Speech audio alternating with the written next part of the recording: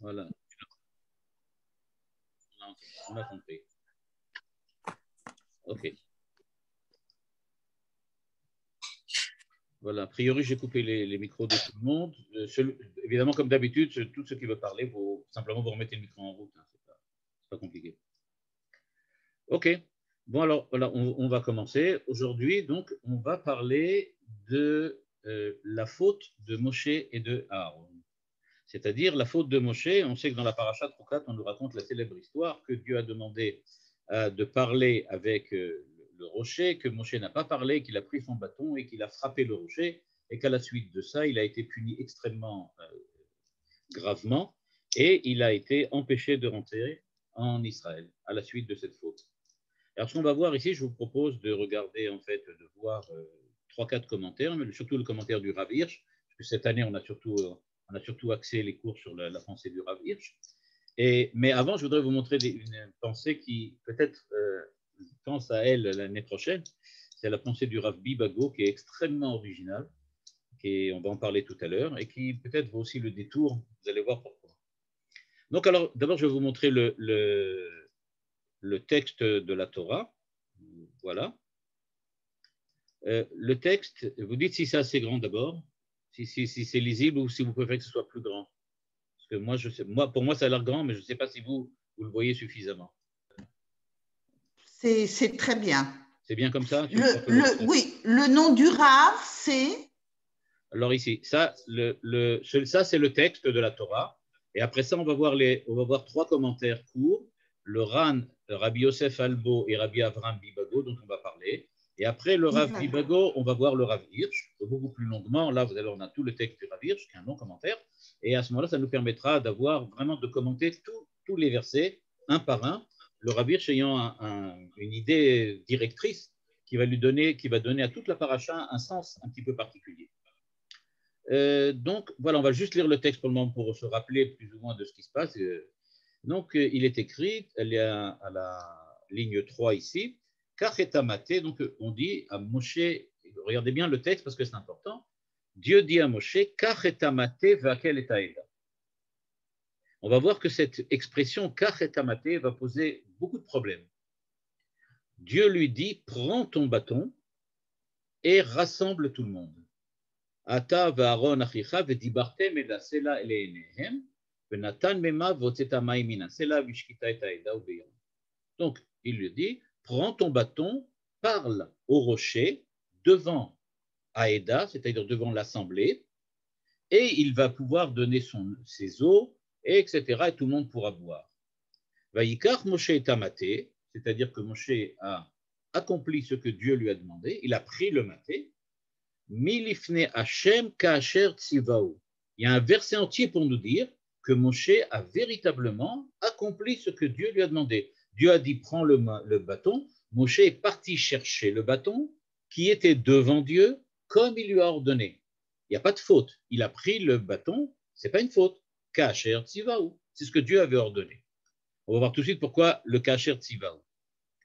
Vayika'alu Moshe v'Aaron et Aka'al al pnei hasela. Et il a donc rassemblé tout le monde devant le rocher. Vayomer lahem shimuna amorim. Il les insulte. Il a dit, écoutez-moi, vous les révoltés. Amin asela zenotilachem mai. Est-ce qu'on va vous sortir de l'eau de là? Vayare Moshe et yado vayachet asela b'mateu pa'amaim vayetzu yemaim rabim vatishtu aida uberim. Voilà. Donc, il les insulte avant même qu'ils soient arrivés. Dès qu'ils sont là-bas, il les insulte. Et leur dit quoi? Vous les révolter, vous croyez vraiment qu'on peut sortir de l'eau? Il donne 2 coups sur le rocher et l'eau sort. Va yomer Hashem el Moshe vel Aaron. Ya'an lo emantem bi. Puisque vous n'avez pas eu foi en moi, les akdisheni le ene bene Israël pour me sanctifier aux yeux des enfants d'Israël, lo taviu takal azel haaretz asher natati lahem. C'est pas vous qui amènerez les enfants d'Israël en terre d'Israël. Je rappelle que cette punition, c'est la punition qu'ont reçue les Meraglim. C'est la punition qu'ont reçue les Meraglim et les enfants d'Israël après la faute des Meraglim. C'est-à-dire que quand on lit les versets, et on va voir que tous les commentateurs, mais je ramènerai vraiment qu'une petite partie, tous les commentateurs se cassent la tête, mais où est la faute de Moshe là-dedans? Qu'est-ce qui s'est passé? Alors, on va voir tout de suite. L'idée de base, c'est celle que le Ran, que je ramène ici, le Rav Nissim de Géron, le Rav Nissim de Géron, qui est un des grands Rishonim, c'est-à-dire un de ceux il était le talmid du Rashba, il était quelqu'un d'extrêmement important du point de vue de la halakha. Il a un commentaire sur la halakha extrêmement connu et c'est une des sommités de la halakha. Il a écrit aussi un certain nombre de drashot, d'homélies qu'il a donné dans le Bet HaKnesset, qu'il a ensuite retranscrit et qui ont été ensuite transformés en un petit livre. Et à partir de ces drashot, on découvre une pensée aussi extrêmement féconde et extrêmement originale de pensée. Il faut savoir que nous sommes habitués en général aux commentaires, j'aurais dit classiques, ce qu'on appelle aujourd'hui le mainstream. On est habitué aux commentaires classiques, c'est Rashi, c'est Ramban, c'est Rabbi Ben Ezra, etc. Mais il y a eu énormément de commentateurs, et quand on va arriver au Rav Bibago aussi, c'est aussi une sommité qui est extrêmement connue. Mais nous, en général, on connaît surtout les commentaires mainstream. C'est cela qui est imprimé dans les micro-ondes de l'autre, c'est comme ça. Mais on va voir qu'il y a des commentaires tout à fait différents. Et notamment, par exemple, je voudrais citer quelque chose de très important du Ran, du Rabbeinu Nissim de Géron, qui, par exemple, vous connaissez sûrement le truc, dans lequel on dit qu'il y a quelqu'un qui commet une faute quand il dit Kochi ve'otsem yadi asali et adavaraz. Tout le monde sait que Kochi ve'otsem yadi, c'est une faute. C'est quelqu'un qui se considère comme orgueilleux, donc on lui reproche son orgueil, et il dit Kochi ve'otsem yadi, c'est moi qui fais les choses, c'est pas Dieu. Et le Ran, par exemple, donne une interprétation tout à fait originale en disant que le verset Kochi ve'otsem yadi, c'est bien, c'est pas du tout une avéra, c'est quelque chose de bien. Ça veut dire, puisque Dieu m'a donné la puissance, c'est tout à fait normal que je remercie Dieu de m'avoir donné la possibilité de Kochi ve'otsem yadi. C'est-à-dire que ce que les gens interprètent en général comme une erreur, comme une faute, le Ran l'interprète au contraire comme quelque chose de positif. Kochi ve'otsem yadi, c'est bien de le dire. Tu dois le dire, parce que tu dois savoir que ta puissance et ta force, c'est Dieu qui te l'a donné. Par exemple, donc c'est pour dire, il y a des commentaires quelquefois très originaux qu'on ne connaît pas toujours. On va commencer par le Ran. Quelle est l'erreur d'après Moshe, d'après le Ran de Moshe? Quelle est l'erreur de Moshe? On va ensuite le premier commentaire. Eh bien, ils nous disent que nous savons tous, c'est-à-dire le commentaire qui est ramené dans Rashi et dans d'autres encore. Inekan, dit le Ran au chapitre, la ligne 12, pardon, l'otsivaou shiake et asela klal avasheidaver elav. Tout le monde connaît cette interprétation. Dieu a demandé, il faut parler au rocher. Mais nous dit le Ran, il y a un problème. Ve'im kolze amar kachet amate. C'est-à-dire, demande le Ran, mais alors pourquoi Dieu a insisté que Moshe prenne le bâton? Si Dieu a insisté pour que Moshe prenne le bâton, c'est parce que ça doit lui servir à quelque chose. Donc, pourquoi l'avoir pris? Pourquoi lui demander de le prendre? Et après ça, lui reprocher de s'en servir? Et donc, dit le Ran, Inenire, ligne 12 à la fin, qui himatse amate sham aya mesayea beasiat anesaou ve'achet bemoshe aya al sheika basel. Nous dit le Ran, l'erreur de Moshe, elle n'est pas aussi grande que ce qu'on pourrait croire à la première lecture. Quand on lit Rashi et les Chachamim, on a l'impression qu'il y a véritablement une révolte de Moshe contre Dieu. Dieu lui dit, parle au rocher, Moshe choisit, je frappe le rocher. C'est vraiment, je ne vais pas dire le contraire, mais c'est complètement autre chose. Le Ran dit, non, c'est pas une erreur aussi grave que cela. Dieu lui a dit de prendre le bâton. Pourquoi, dit le Ran? Parce que le bâton doit l'aider à accomplir ce miracle. Moshe n'a pas, on va dire, contrevenu à ce que Dieu lui a demandé. Il a tout simplement fait une petite erreur. Il croyait qu'il devait parler aux enfants d'Israël et leur dire « je vais faire sortir de l'eau » et il a frappé avec le bâton. En fait, il aurait dû prendre le bâton, s'adresser au rocher et grâce au fait que le bâton est avec lui, eh bien le rocher aurait donné de l'eau. C'est-à-dire, je vais le dire de cette manière-là, la réalité du miracle était que grâce au bâton, l'eau devait sortir. L'erreur de Moshe, c'était qu'il a frappé avec le bâton, alors que ça aurait suffi que la présence du bâton permette le jaillissement de la source à partir du rocher. Dans les deux cas, ce qui va faire le miracle, c'est le bâton. Simplement, l'erreur de Moshe, c'était de croire qu'il faut l'utiliser en frappant, alors qu'en fait, il devait simplement le tenir dans la main.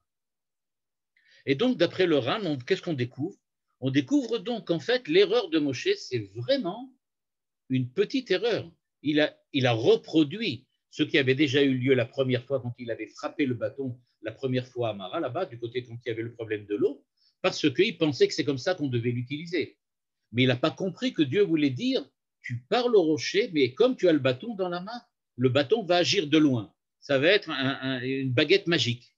Ça va être une baguette magique. Tu tiens dans la main et tu dis que l'eau sorte, et l'eau va sortir. En fait, c'était comme une baguette magique, mais Moshe n'a pas compris que c'était une baguette magique. Il croyait qu'il fallait faire comme l'autre fois. De là, on voit que l'erreur n'est pas du tout aussi grave que ce qu'on pensait, et qu'en fait, Moshe a fait une erreur. Bon, mais il a été puni extrêmement sévèrement. Extrêmement sévèrement. Et là, on ne comprend pas très bien, d'après le Ran, mais alors pourquoi le punir tellement? C'est Dieu qui a demandé de prendre le bâton, c'est Moshe qui l'a utilisé, il a fait ce que Dieu lui a demandé. Bon, il a fait une petite erreur, c'est vrai. Mais pourquoi le punir aussi gravement? Le Ran ne l'explique pas, il se contente d'expliquer qu'en fait, l'erreur de Moshe n'était pas une révolte contre Dieu, ce n'est pas une kshira, il n'a pas remis en question ce que Dieu lui a demandé, il a tout simplement pas utilisé le bâton de la bonne manière. Et donc, pour relire tout le passage, eh bien, on découvre que le Ran a une lecture tout à fait originale, mais surtout tout à fait rigoureuse du passage. Regardez bien le passage. Verset 8, prends le bâton. Verset 9, Moshe a pris le bâton. Verset 10, Moshe s'adresse à la fois au rocher et aux enfants d'Israël. Verset 11, Moshe utilise le bâton. C'est-à-dire, en fait, ce qui se passe, c'est que Moshe a compris que ce qui allait faire le miracle, c'est le bâton. Et c'est ça le chidouche du Ran. Le Ran découvre en fait que ce qui s'est passé ici, c'est que Moshe a découvert, ou plutôt a compris, que c'est le bâton qui doit l'aider à faire le miracle. Et donc c'est pour ça que Dieu a commencé en lui disant, va chercher le bâton et va leur parler. C'est-à-dire qu'il a compris que le bâton allait être comme une baguette magique.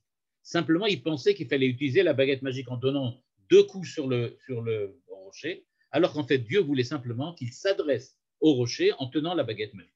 Voilà, en gros.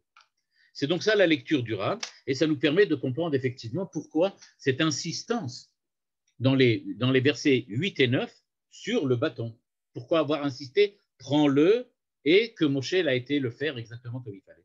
Moshe a fait ce qu'il a fait. Il a vraiment fait ce qu'il fallait faire. Deuxième commentaire, Rabbi Yosef Albo. Alors, il se trouve que Rabbi Yosef Albo et le Ran sont en fait liés tous les deux par un intermédiaire qui s'appelle Rabbi Chasdai Kreskas. Rabbi Yosef Albo est un disciple de Rabbi Chasdai Kreskas et Rabbi Chasdai Kreskas est un disciple du Ran. Donc, ils sont du même Beth Midrash. Rabbi Chasdai Kreskas est quelqu'un d'extrêmement connu dans le monde de la philosophie juive parce qu'il a écrit un ouvrage très compliqué, mais on va dire comme ça, et très novateur, qui s'appelle Or Hashem, la lumière de Dieu, et qui est un véritable critique, on va dire de cette manière, une véritable critique de Rambam, de Maïmonide, et de toute la philosophie aristotélicienne. Jusqu'à aujourd'hui, il est connu comme le critique le plus fécond de la pensée d'Aristote. Et un de ses élèves, c'était Rabbi Yosef Albo. Voilà ce que dit Rabbi Yosef Albo, qui a écrit un livre qui s'appelle Sefer HaIkarim. Lui, c'est aussi un des grands fondateurs de la pensée juive, puisque son livre, le Sefer HaIkarim, est lu et étudié depuis qu'il a été écrit. C'est un livre dans lequel il essaye de montrer quels sont les grands principes de foi de la Torah et du judaïsme, et il présente à l'opposé, ou à l'encontre plutôt, à l'encontre de Maïmonide, qui préconise 13 articles de foi, lui prétend qu'il n'y en a que 7. On n'en a pas besoin d'autant, et il arrive à montrer que certains des articles de foi de Maïmonide dépendent des autres. C'est-à-dire qu'en fait, il y a redondance. Il n'y a pas besoin d'avoir les mêmes deux fois. Donc, le Sefer HaIkarim. Et donc, au détour du Sefer HaIkarim, qui est un livre qui est lu aussi beaucoup dans les yeshivot, il écrit la chose suivante. Ve'ulam, ligne 15. Donc, quelle est la faute de Moshe et de Aaron? Ikar achet she'alav ba'a ashvua'i al she'aya be'inyan ha'u mi'ut emuna. Mi'ut emuna. Pourquoi? Parce que le verset, on l'a vu tout à l'heure, le verset dit qu'il y a Ya'an lo emantem bi. Vous n'avez pas eu foi en moi. Donc, dit le Rabbi Yosef Albo, le verset nous dit bien quelle est la faute. La faute, c'est mi'ut emuna. Ils n'ont pas eu de la foi. Que Moshe Amar Katuv, Ya'an lo emantem bi, lachel lo tavu, la'aretz, etc., etc. Alors, quelle est la faute? Nous dit le Rabbi Yosef Albo. Eh bien, Moshe et Aaron ont fait deux fautes. Premièrement, comme le Ran, comme Rashi, comme Ramban, ligne 16, Al shelo dibru el asela viku oto, ou bekach imru et atzav ha'elokim. C'est-à-dire, première explication, c'est l'explication classique. Ils ont en fait, ils se sont opposés, okay, à l'ordre divin. L'ordre divin était de parler et ils ont frappé. Donc, pour le Rabbi Yosef Albo, à l'encontre du Ran, ce n'est pas une erreur, c'est véritablement une hérésie. Dieu a demandé parler et eux, ils ont frappé. Mais maintenant, regardez bien ce qu'il dit maintenant. Mais il y a une deuxième faute. Quelle est la faute de Moshe Aaron? Mi'ut emuna al shelo gazru me'atzmam vechiku leora'a elokit. Et là, quelque chose de complètement nouveau. La deuxième erreur, c'est mi'ut emuna, c'est-à-dire qu'ils n'ont pas compris d'eux-mêmes ce qu'ils devaient faire et qu'ils ont attendu que Dieu leur dise quoi faire. C'est-à-dire, nous dit le Rabbi Yosef Albo, le problème que Dieu soulève, ce n'est pas le problème seulement de parler au rocher ou de frapper le rocher. On va revoir le texte. Le problème, il est, regardez le verset, Lo emantem bi le hakdisheni le ene bene Israël. C'est-à-dire, en quoi ils ont commis une hérésie et ils n'ont pas sanctifié le nom divin aux yeux des enfants d'Israël. Qu'est-ce qu'ils devaient faire? Eh bien, nous dit Rabbi Yosef Albo, ils devaient avoir pris la décision d'eux-mêmes. Le fait qu'ils soient restés sans réponse, le fait qu'ils soient restés sans réaction face aux enfants d'Israël et qu'ils aient attendu que Dieu leur dise « prenez le bâton, allez, parlez au rocher et faites sortir l'eau », dit ça, c'est ce que l'on leur reproche dans le verset 12. C'est-à-dire, premièrement, du verset 8 au verset 11, on nous raconte l'histoire dans laquelle Dieu leur dit « je vous demande de parler » et ils ont frappé le rocher. Mais ce n'est pas ça qui leur donne la punition. Il y a autre chose beaucoup plus grave. C'est qu'en fait, ils auraient dû eux-mêmes réagir tout de suite quand les enfants d'Israël ont demandé à boire. Ils auraient dû aller eux-mêmes devant le rocher avec le bâton et parler. C'est comme si, nous dit Rabbi Yosef Albo, Dieu leur reproche. Mais vous avez déjà vu cette histoire-là déjà avant? Vous avez déjà vu ça avant? Vous savez comment il faut faire? Alors pourquoi vous attendez que moi je vous demande de quoi faire? Ils auraient dû eux-mêmes prendre la décision à la suite de ce qu'ils ont déjà vécu, à la suite de ce qui est déjà arrivé. Ils auraient dû eux-mêmes réagir. Nous, on ne le voit pas écrit dans le verset ici. On ne le voit pas écrit. Pardon? On ne le voit pas écrit dans le verset ici. Pourquoi on ne le voit pas écrit? Mais parce que c'est écrit seulement au verset 12. C'est au verset 12 devant nous qu'il est écrit Vayomer Hashem el Moshe, Ya'ad lo emantem bi lakdisheni. Nous dit le Rabbi Yosef Albo, c'est ça qu'on leur reproche. Ils auraient dû eux-mêmes prendre la décision. On leur demande de prendre tout simplement, de faire preuve de responsabilité. Vous êtes les dirigeants des enfants d'Israël, c'est vous qui dirigez le peuple, c'est à vous de prendre les décisions. Pourquoi vous êtes restés sans réponse et pourquoi vous attendez que moi je vous dise quoi faire? À cause de cela, ça prouve que vous êtes indigne de diriger le peuple. C'est-à-dire que la punition, il dit, pardon, tout de suite, je réponds tout de suite, c'est-à-dire la punition, nous dit Rabbi Yosef Albo, c'est parce que vous n'êtes pas capable de les diriger. C'est ça ce que dit Rabbi Yosef Albo. Il dit, pourquoi vous ne rentrez pas en Israël? Quel rapport ça a avec l'histoire du rocher? Il dit, ça n'a pas de rapport avec le rocher directement. Ça a un rapport avec le fait que durant cet épisode extrêmement dur du contact, on va dire, entre le dirigeant et le peuple, il y a eu une véritable faute politique. Politiquement parlant, vous avez complètement échoué. Vous auriez dû prendre la décision, et à ce moment-là, il y aurait eu un Kiddush Hashem Gadol, dans lequel on voit que vous, les dirigeants, vous faites ce que Dieu demande, même quand Dieu ne le demande pas directement, parce que vous savez ce que Dieu attend de vous. Mais vous ne l'avez pas fait. Vous vous êtes contenté de rester sans réponse, sans voix, et une fois que moi je vous dis de le faire, en plus vous le faites autrement. Donc il dit, à cause de ça, dit Rabbi Yosef Albo, eh bien ils sont punis de la décision extrêmement grave que Dieu prend. Vous n'êtes pas capable d'être les dirigeants du peuple. C'est pour ça que vous n'allez pas rentrer en terre d'Israël. Oui, vous voulez poser une question? Moi, je trouve que on a l'impression que c'est un prétexte que Dieu prend pour ne pas les laisser rentrer. Ah, c'est très intéressant. On va y arriver. On va y arriver. On va y arriver justement. Oui? Qu'est-ce que vous voulez dire? Non, c'est bizarre cette explication parce qu'ils auraient dû comprendre d'eux-mêmes. Et d'eux-mêmes, la première fois, d'ailleurs, Dieu leur avait dit aussi qu'il fallait frapper le rocher, il fallait prendre le bâton et frapper le rocher. Donc, oui. Ils n'auraient pas pu comprendre d'eux-mêmes qu'il fallait parler au rocher. Peut-être ils auraient dû comprendre que ils veulent de l'eau, bon, alors je vais recommencer, je prends le bâton et je vais frapper le rocher. Oui. Mais ils n'auraient jamais pensé d'eux-mêmes à parler. Alors, pourquoi Dieu, après, leur dit... Après, disons qu'ils ont. Alors, on peut expliquer ça comme ça, puisqu'ils n'ont pas compris d'eux-mêmes. Bon, alors je fais les choses plus compliquées, dirait Dieu. Alors, au lieu de frapper, il faudra parler. Bon, c'est un peu compliqué. C'est peut-être compliqué, mais à mon avis, c'est ça le sens que veut dire Rabbi Yosef Albo. C'est-à-dire, ils auraient dû faire au moins la même chose qu'ils avaient fait avant, c'est-à-dire frapper le rocher, sans qu'on leur dise de le faire. Mais là, ce qui s'est passé, c'est qu'ils n'ont pas pris la décision eux-mêmes de frapper. Et peut-être qu'on pourrait dire, alors là, mais là, je ne sais pas, c'est vraiment une hypothèse. Hein. On pourrait dire que le fait qu'ils ont hésité, c'est parce qu'ils pensaient peut-être que frapper le rocher, ce n'était pas la bonne chose à faire ici. Et c'est pour ça qu'ils n'ont pas pris la décision et qu'ils ont hésité. Et à ce moment-là, Dieu leur dit oui.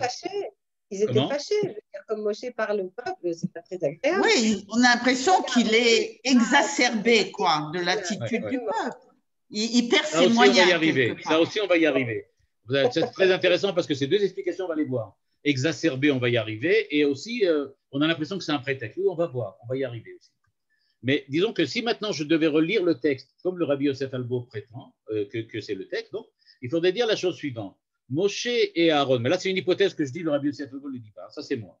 Je dis, Moshe et Aaron hésitent. Ils pensent qu'ils devraient faire quelque chose, mais ils pensent que frapper le rocher, ce n'est pas la bonne solution, mais ils ne savent pas quoi faire à part ça. Dieu vient leur dire, vous devez frapper. Vous devez parler, pardon. Et à ce moment-là, qu'est-ce qu'ils font? Ils frappent. Alors Dieu dit, alors là, je ne comprends pas. Vous auriez dû prendre la décision vous-même de faire quelque chose, vous n'avez rien fait. Maintenant, je vous dis quoi faire, vous faites autre chose. Ah là, ça ne marche pas. Et là, je suis en colère. Ça ne fonctionne pas comme ça. Ça, c'est ce que Rabbi Yosef Albo semble nous présenter. Alors maintenant, regardez Rabbi, comment il s'appelle? Avraham Bibago. Abraham ben Shem Tov Bibago. Alors, il vivait à peu près, donc vous voyez la date, il est né à peu près, on ne sait pas exactement quand il est né, mais il est mort en 1489 à peu près. Il a écrit un livre qui s'appelle Derech Emuna. C'est un livre de philosophie à la suite du philosophe, dans lequel il fait aussi un commentaire du philosophe arabe qui s'appelle Ibn Rushd. Okay? Et donc, dans ce commentaire, il a aussi beaucoup d'explications sur la Torah. Et regardez l'explication. L'explication est très courte, et je n'ai pas le texte moi-même du Derech Emuna, donc je n'ai pas pu vraiment le mettre en entier. Par contre, j'ai trouvé quelqu'un qui le ramène et qui l'interprète. Alors, ce que vous allez voir, les trois premières lignes en bleu, là, c'est ce qu'écrit le Rav Bibago, mais après, c'est un pérouge, c'est quelqu'un qui fait une paraphrase autour de ce qu'il dit, parce que je n'ai pas réussi à trouver le texte. Je l'ai trouvé que dans un hébreu extrêmement écrit à la main comme ça, dans un manuscrit, et donc je n'arrivais pas à le faire imprimer. Voilà ce que dit d'abord Rabbi Avraham Bibago. Ve'ani, Gadla be'enai ma'alat Moshe Rabbeinu. Rabbi Avraham Bibago dit, Moshe Rabbeinu fait pas d'erreur, fait pas de faute. Premièrement, ça c'est l'hypothèse de départ. Il n'y a pas d'erreur chez Moshe. Vechatarti derer shloula ve'amiti. Et dit donc, je suis parti de l'hypothèse que Moshe, écoutez bien, n'a pas fauté. Il n'y a pas de faute. Alors qu'est-ce qui s'est passé? Et il nous dit, Amarti, Moshe Rabbeinu lochata klal. Il n'a pas du tout fauté. Vechiunaki mikol mum vesig vechel'a. Tzadik gamour mileda ou mi beten. C'est-à-dire, il dit, on commence par l'hypothèse de base. L'hypothèse de départ, c'est que Moshe Rabbeinu est un tzaddik qui ne faute jamais. Point final. Donc, Moshe Rabbeinu lo ne'enash. Ce qui est écrit dans le verset, ce n'est pas une sanction, ni une punition. Vechi amita lo haita onesh lo le Moshe velo le Aaron ve'ayal ze lahem shlemut. Mais au contraire, c'est quelque chose qui vient montrer leur grandeur et leur perfection. C'est-à-dire que la lecture du Rav Avraham Bibago est à l'inverse, alors vraiment, à l'opposé de tout ce qu'on a l'habitude. Moshe Rabbeinu n'a pas du tout fauté. Voilà ce que dit, donc le commentaire, c'est une paraphrase, ce n'est pas le texte rigoureux de Rabbi Avraham Bibago, mais c'est quelqu'un qui le retranscrit de manière en hybride plus moderne. Et il dit, A'am ou achoté velo Moshe ve'Aaron. L'idée de base du Rabbi Avraham Bibago, c'est que c'est le peuple qui a fauté. Parce que maintenant, on va revenir en arrière. On relit le texte. En fait, qu'est-ce que la Torah nous décrit? La Torah nous décrit le peuple qui est en train de fauter, pas Moshe et Aaron. On est en train de nous décrire le peuple qui se plaint encore une fois qu'il n'y a pas d'eau. Il n'a pas confiance en Dieu. Il remet en question la direction, on va dire comme ça, politique de Moshe et Aaron qui viennent parler au nom de Dieu. Donc, ils remettent en question tout. Et donc, dit le Rabbi Avraham Bibago, le problème qui nous est explicité dans cette histoire du rocher, ce n'est pas le problème de Moshe et Aaron, c'est le problème du peuple. C'est le peuple qui n'est pas Besséder. C'est le peuple qui n'est pas normal. Alors, il nous dit, Eno Zakai, ligne 23, regardez cette phrase exceptionnelle, Eno Zakai le manigi mushlamim kaele. Vous avez dit tout à l'heure prétexte, mais dans l'autre sens. Ce n'est pas un prétexte pour les punir, c'est pas un prétexte. C'est tout simplement une décision que Dieu prend en disant, vous ne méritez pas que Moshe et Aaron vous accompagnent à l'intérieur d'Eretz Israël. Vous ne méritez pas des hommes aussi parfaits que cela. Ce n'est pas du tout une punition contre Moshe et Aaron, c'est une punition contre le peuple. C'est-à-dire, maintenant je vais relire le passage et vous allez voir ce qui se passe. Il dit, Dieu dit, verset 8, ligne 3, prenez le bâton et allez parler au rocher.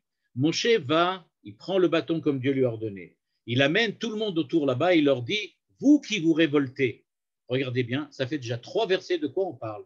On parle du peuple et on parle de Moshe qui fait ce que Dieu lui demande. Sur les 5 versets, il y en a 3 qui racontent l'histoire du peuple et qui racontent la réaction positive, normale, on va dire comme ça, la réaction d'après ce que Dieu demande, c'est-à-dire que Moshe et Aaron suivent ce que Dieu demande. Au verset 11, on nous raconte qu'il a frappé le verset, et qu'il a versé, pas le verset, mais le rocher, pardon.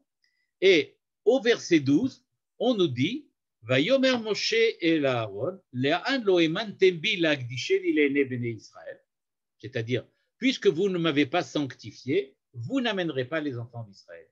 En fait, ce que veut dire ici le Rav Bibago, ce verset ne vient pas reprocher quelque chose de particulier à Moshe, il vient expliquer à Moshe pourquoi ils ne vont pas rentrer en Eretz Israël. Parce que le peuple n'est pas digne. Mais quand nous on lit, Lo emantem bi le'akdisheni le'enei bnei Israël, on a l'impression qu'on leur reproche de ne pas avoir fait ce qu'il faut. On va voir le Rav Bibago. Alors, qu'est-ce que ça veut dire? Eh bien, le Rav Bibago dit la chose suivante. Shlemuto shel hamanig, hanavi hashalem mashpia al hamunagim, ubeshel kach yizku kol hamunagim lagia leshlemut. כדי למנוע זאת, גרם האל שהמנהיגים לא יהיו כל כך מושלמים ולא יוכלו להציל את העם. C'est-à-dire, nous dit le Rabbi Bago, c'est un prétexte que Dieu a pris pour empêcher Moshe et Aaron d'accompagner les enfants d'Israël en terre d'Israël. Et c'est un prétexte, nous dit le Rabbi Bago. Pourquoi un prétexte? Parce qu'il ne veut pas que Moshe et Aaron influencent positivement le peuple. Pour Dieu, Dieu a déjà compris que le peuple n'est pas digne de rentrer en Israël. Il y a un problème. Ils ne sont pas capables de rentrer. On a vu ce qui s'est passé avec les explorateurs. Même les enfants de ceux qui sont dans le désert et qui ne vont pas arriver en terre d'Israël, mais qui vont rester dans le désert, même eux ne sont pas dignes de quelqu'un comme Moshe et Aaron. Donc, il faut les empêcher de rentrer parce que, à cause de Moshe et Aaron, on va dire de cette manière-là, ils vont être influencés positivement grâce à Moshe et Aaron, mais ça ne fera qu'empirer la situation parce qu'ils ne sont pas en vérité capables de vivre selon la valeur, selon le niveau de Moshe et de Aaron. Et c'est donc pour ça, dit le Rav Bago, que puisque c'est comme ça, Dieu prend un prétexte quelconque, mais c'est vraiment quelconque, pour empêcher Moshe et Aaron de rentrer, pour qu'ils ne soient pas avec eux, parce que si jamais ils rentrent avec eux, Moshe et Aaron vont protéger les enfants d'Israël encore longtemps à l'intérieur, tant qu'ils sont vivants, et ça va poser que des problèmes. Et donc il dit, puisqu'ils ne sont pas capables, les enfants d'Israël, de vivre au niveau de Moshe et Aaron, il vaut mieux que ce soit quelqu'un d'autre de moins, on va dire comme ça, de moins grand, qui rentre avec eux, et comme ça, l'histoire d'Israël pourra être, on va dire comme ça, plus naturelle, de cette manière-là. C'est vraiment, ça semble vraiment tiré par les cheveux. C'est peut-être tiré par les cheveux parce qu'on n'a pas l'habitude. Mais regardez maintenant, franchement, l'erreur de Moshe et de Aaron, est-ce qu'elle est si grave que ça? Non, non, ça c'est sûr, elle n'est pas si grave. Mais c'est pour ça que le Rav Bago arrive à la conclusion, puisque ce n'est pas si grave que ça, c'est qu'il y a une autre raison derrière tout ça. Et bien, il dit donc, c'est comme un prétexte. C'est vrai, ils ont fait une erreur. Non, c'est vrai, ils ont fait une erreur. Mais à ce moment-là, Dieu a utilisé ça en disant, OK, vous avez vu, eux aussi ont fait des erreurs, et eux aussi ne rentrent pas. Ben, vous aussi, vous ne rentrerez pas avec eux. Voilà, vous serez sans eux. C'est ce que propose le Rav Bago. Oui, mais c'est quand même une punition de ne pas entrer. Alors, la punition, c'est quand même pour Moshe et Aaron, alors que le peuple entre. Non, le peuple va rentrer, eux vont rentrer seulement les enfants. Mais Moshe et Aaron fait partie de la génération qui ne rentre pas. C'est ça, je pense que c'est les enfants la fin d'une période où de toute façon ils ne devaient pas rentrer. Eux, en tant que faisaient partie. D'ailleurs, il y a un autre commentaire qui dit que, je ne me rappelle plus qu'est-ce qu'il le disait, mais qui disait que Moshe et Aaron ne sont pas rentrés en terre d'Israël parce que l'ensemble de la génération avec laquelle ils vivaient n'est pas rentré non plus et qu'eux, en fait, ils en font partie. Donc, il n'y a pas de raison qu'ils rentrent eux si les autres ne rentrent pas. Mais jusqu'au moment où, juste avant que Moshe frappe le rocher, il a parlé aux enfants d'Israël et il leur a dit, vous êtes des révoltés. Ah, pourquoi à ce moment-là le rocher ne s'est pas ouvert et a donné de l'eau? Ben parce qu'il ne s'est pas adressé au rocher, il s'est adressé seulement aux enfants d'Israël. Non, il a dit, voilà, le rocher va donner de l'eau. Il a demandé, il a dit, les révoltés, est-ce que vous croyez vraiment que ça va donner de l'eau? C'est comme ça qu'il a présenté. Il a dit, vous regardez, et il a frappé, il l'a donné. Voilà comment dit le commentaire. Je vais juste lire le commentaire 26, juste pour finir la phrase. Et Veomer, achet amerkazi lo haya shel Moshe ve'Aaron. Et la chet shela, Moshe ve'Aaron chatu chet kal, ve'lo chet kaved hakover acharav mitam. Ils ne sont pas morts, parce que tout de suite après, dans la paracha, on nous raconte la mort de Aaron, tout de suite. Ils ne sont pas morts, et ils ne sont pas morts dans le désert parce qu'ils ont fauté. Ils sont morts dans le désert parce que Dieu a décidé qu'ils n'accompagneront pas les enfants de la génération qui est sortie d'Égypte aussi en terre d'Israël. Donc il dit, ce n'est pas un problème de Moshe et Aaron ici, c'est un problème du peuple. C'est le peuple qui a été puni. Et donc, nous dit le Rav Bago, il a dit, Aya zelahem, regardez ici, je lis là, si ça veut bien, voilà, ici, je lis là, Aya zelahem shlemut, nous dit c'est perfection. Le commentaire nous dit, celui qui a écrit le commentaire sur le texte, Mitat Moshe ve'Aaron ena begeder onesh, et la shlemut tivit echechit laem. C'est ça la perfection. Kevan shegiu leshlemutam ve'seimu et tafkidam ba'olam, en tzrichim lichyot yoter. Pourquoi Moshe et Aaron? Et on nous raconte tout de suite la mort de Aaron. C'est pour nous dire, puisque maintenant on va vous raconter l'entrée des enfants d'Israël en terre d'Israël, c'est fini. Aaron a terminé.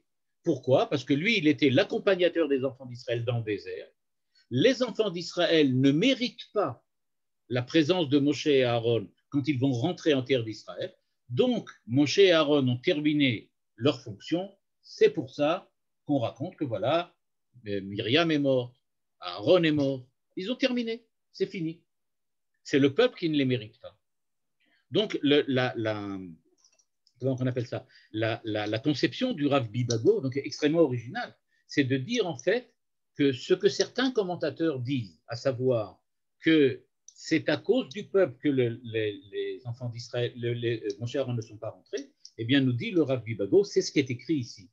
Dieu prend pour prétexte une petite faute pour montrer que, d'une part, Moshe et Aaron ne sont pas parfaits, eux aussi, et deuxième chose, vous ne les méritez pas, et donc c'est pour ça qu'ils resteront à l'extérieur et ne rentreront pas.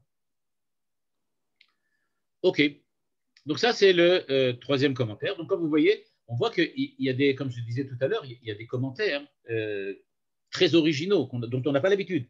On n'a pas l'habitude de voir, mais qui proposent une lecture qui n'en est pas moins intéressante, premièrement, et deuxièmement, qui a un certain sens, une certaine légitimité, parce qu'effectivement, la question à laquelle nous répondons en général, qui est quelle est la faute de Moshe et d'Aaron, c'est une faute de Emouna, et c'est ce qui est écrit dans le texte. Ici, on nous présente que la faute, elle n'est pas la faute de la Emouna de Moshe et Aaron, mais celle des enfants d'Israël. Maintenant, le Rav Hirsch. Alors, le Rav Hirsch, lui, il prend verset par verset et il explique tout. Bon, évidemment, je ne vais pas lire tout le commentaire du Rav Hirsch, qui est très long. On va lire que les parties que j'ai marquées, et peut-être même pas toutes encore, si on n'arrive pas à finir dans les temps. Mais en tout cas, vous allez voir tout de suite que le Rav Hirsch va aller lui aussi, prendre dans son commentaire un chemin un petit peu différent de ce qu'on a l'habitude de voir. Nous dit premièrement le Rav Hirsch, je lis ce qui est écrit maintenant seulement souligné en jaune. Lo matzanu et amate beyad Moshe me'az nitzachon al Amalek. Il dit, où est ce bâton? Où est ce bâton? Parce que là, maintenant, je reviens sur le texte. On dit, va chercher le bâton. Et pourquoi il y a besoin de dire, va le chercher? Eh bien, nous dit le Rav Hirsch, parce qu'il ne s'en est pas servi depuis maintenant. J'ouvre une parenthèse que le Rav Hirsch sous-entend ici très fortement. Ça veut donc dire que prendre le bâton, ce n'est pas quelque chose d'anodin. Ce n'est pas que Moshe Rabbeinu allait avec un bâton tout le temps dans la main, comme on le représente dans les dessins animés ou dans les films d'Hollywood. Il n'avait pas un bâton tout le temps. Le bâton, c'était, entre guillemets, une baguette magique. C'était quelque chose qu'il ne prenait qu'à des occasions exceptionnelles. Et quand donc Dieu lui dit, va chercher le bâton, rajoute le Rav Hirsch sur tous les commentaires qu'on a vus, ça veut donc dire qu'il va s'en servir. On ne lui demande pas de le prendre comme ça. Et donc, nous dit le Rav Hirsch, où était-il ce bâton? Où était-il? Eh bien, il est l'ifne Hachem, devant Dieu.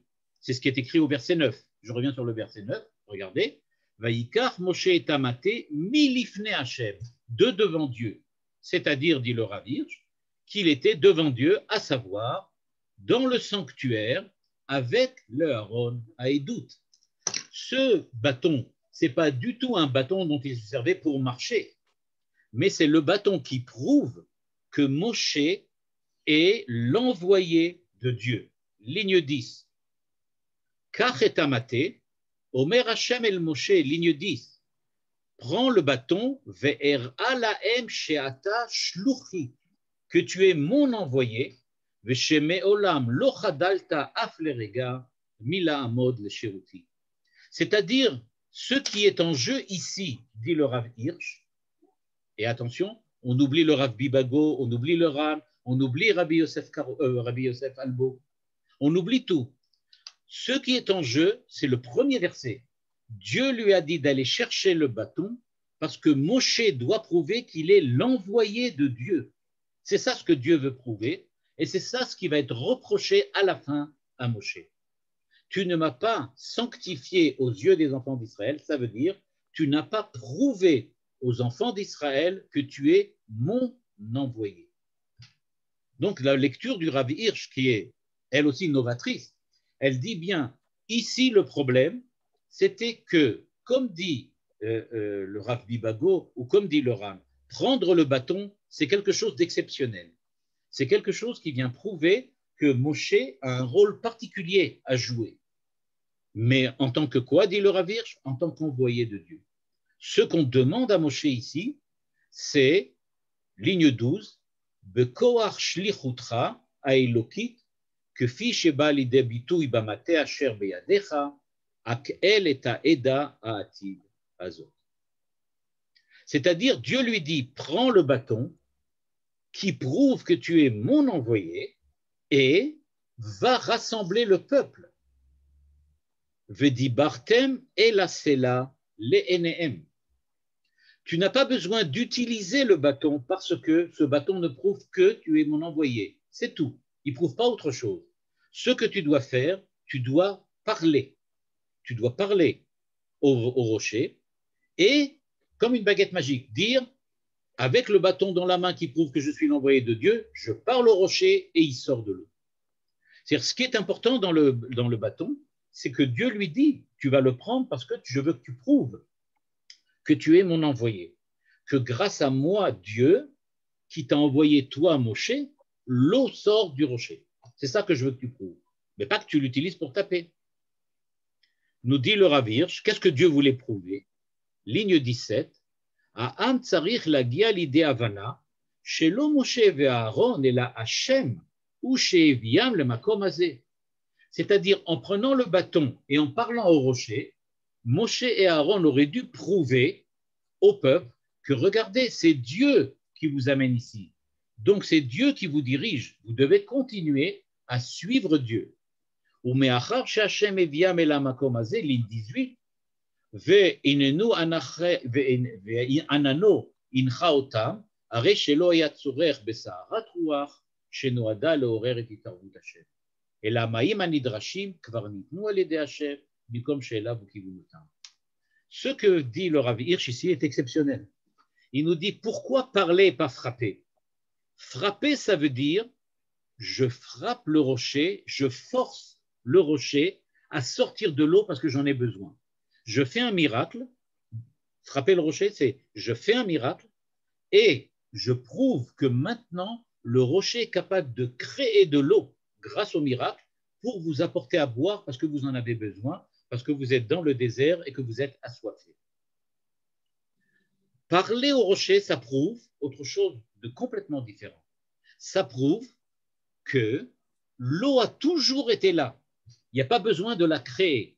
Il n'y a pas besoin de faire quoi que ce soit. Il suffit de demander au rocher, s'il te plaît, donne-nous l'eau que Dieu a déjà préparée pour les enfants d'Israël. Ce que devait prouver Moshe, dit le Rav Hirsch, c'est qu'il devait prouver que l'eau était déjà là, que Dieu avait déjà tout préparé. Vous n'avez rien à craindre. C'est ça ce que Dieu voulait montrer aux enfants d'Israël.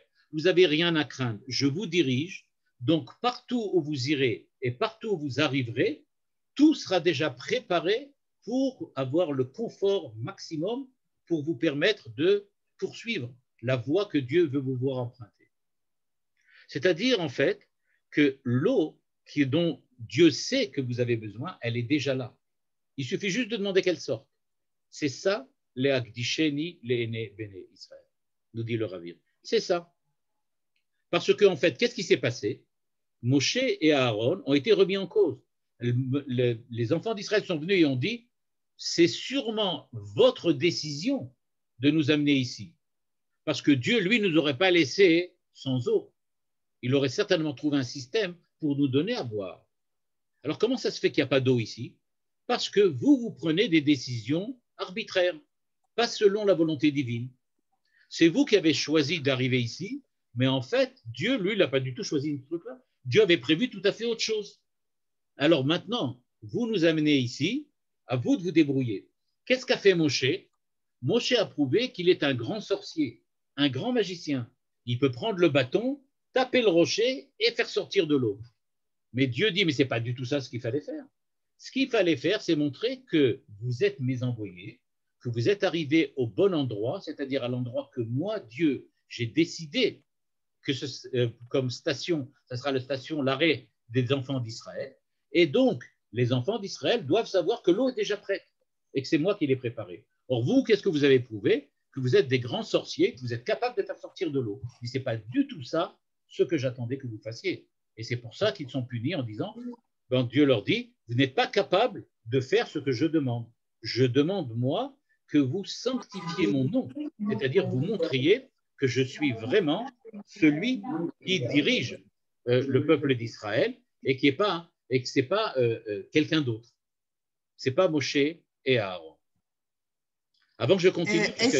oui. Juste, Rav, est-ce qu'on ne peut pas s'imaginer que Moshe avait la prophétie de savoir qu'il ne rentrerait pas en Israël et que quelque part, il était exacerbé par ce peuple et que finalement, sa mission s'arrêtait.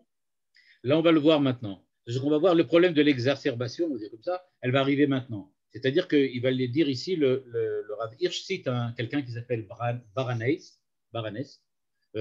donc un autre Rav qui s'appelle le Chacham Baranès, qui était quelqu'un qui vivait à l'époque du Rav Hirsch ou avant, et qui avait fait un commentaire sur la Torah que le Rav Hirsch cite. Le Rav Hirsch cite un autre commentaire d'un monsieur Baranès.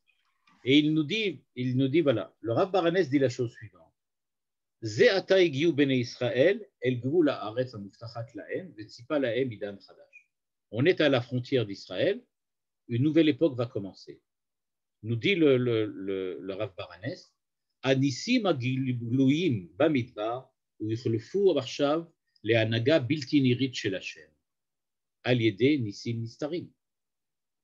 Et c'était ça, Didi, ce qui s'est produit là. Nes ze noad liot ha'ma'avar le'anaga chadasha azot lelamed otam Mateu shel Moshe bamidbar yuchla bidvaro shel Moshe me'ata v'ad olam. Nous dit le Rav Baranès, au moment de la révolte des enfants d'Israël, Dieu choisit cette révolte pour être, on va dire, la charnière entre le régime du désert et le régime de la terre d'Israël. Le régime du désert, c'est les miracles. Le régime de la terre d'Israël, c'est le comportement naturel avec les miracles de Dieu, c'est-à-dire avec l'intervention divine par derrière, dissimulée à l'intérieur du comportement naturel. C'est-à-dire, juste tant qu'ils étaient dans le désert, Dieu fait des miracles, pas tant. Tout le monde peut voir, voilà, c'est un miracle. Par contre, quand ils rentrent en Israël, on ne peut pas voir que c'est un miracle. Mais c'est Dieu qui intervient et qui fait que brusquement les fleurs marchent bien, que l'agriculture fonctionne, qu'il y a à manger, qu'il pleut quand il faut, etc. On ne le voit pas, on a l'impression que c'est naturel, mais c'est Dieu. Ce que voulait prouver Dieu, excusez-moi, ce que voulait prouver Dieu, c'est la chose suivante. Prends le bâton, symbole du miracle, va devant le rocher, par le rocher, et maintenant, tu vas voir que l'eau va sortir. Ça veut dire, on arrête les miracles du bâton. On va reprendre la terminologie d'Harry Potter. On arrête d'utiliser la baguette magique. À partir de maintenant, tout est naturel. L'eau est là déjà. Il faut simplement voir où elle est. Alors, tu vas parler au rocher, te dire, rocher, s'il te plaît, montre-nous où est l'eau. Et l'eau va sortir à l'extérieur. C'est-à-dire, d'après cette interprétation du Rav Baranès, donc, ce qui se passe, c'est qu'en fait, Moshe n'avait pas besoin d'inventer l'eau, de la créer miraculeusement. Il avait juste besoin de montrer aux enfants d'Israël qu'elle est déjà là. C'est-à-dire, on va passer d'un comportement qui attend le miracle de Dieu pour agir à un comportement qui est un comportement actif, qui agit de manière naturelle, aidé par l'intervention divine. Mais rien que le fait de frapper un rocher sec et mort, qu'il y ait… Ce que veut dire justement, ce que veut dire le Rav Baranès, le rocher n'était pas sec, il y avait une source dedans. Simplement, ils ne l'ont pas vu. Et alors, à ce moment-là, Moshe se sera adressé au rocher en disant, regardez bien, de ce rocher va sortir de l'eau, regardez. Et à ce moment-là, l'eau commence à sortir. Et donc là, qu'est-ce que vont dire les enfants d'Israël? Ah, d'accord, on n'avait pas vu qu'il y avait une source. On ne s'était pas rendu compte.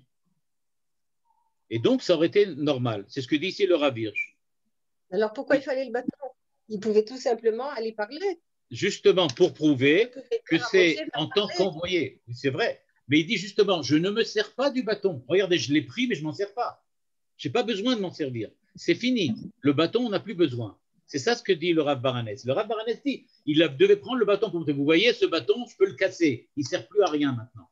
Il suffit de parler, c'est-à-dire la Torah, les mitzvot. Il suffit de faire ce qu'il faut et les choses interviennent. Et tout arrive comme il faut. C'est ça ce qu'il fallait prouver. Et donc, c'est pour ça que Dieu est tellement en colère en disant, vous deviez faire exactement le contraire. Qu'est-ce que vous avez dit? On fait encore un miracle. Il dit, mais c'est pas ça que je veux. Justement, au contraire, les éduquer au fait que les miracles, c'est terminé. On doit rentrer en Israël maintenant. Donc, on ne fera plus de miracles maintenant. Ça ne sert à rien d'en parler. Regardez ligne 11 après les parenthèses. Ve'ata ke'av lo larshov, she'achar kol ma she'asa b'meshech 40 shana dain lo zacha be'imun amo, u'bekach sheyavtichu bo, ve'mar rikshotav shachach ma shenistava, ובמקום לדבר, הוכיח בכעס, נסער, היכה את הסלע, ואז פרצו מים. Nous dit le Rav Hirsch, ce qui s'est passé, c'est que Moshe a fait une erreur gravissime en frappant le rocher. Pourquoi?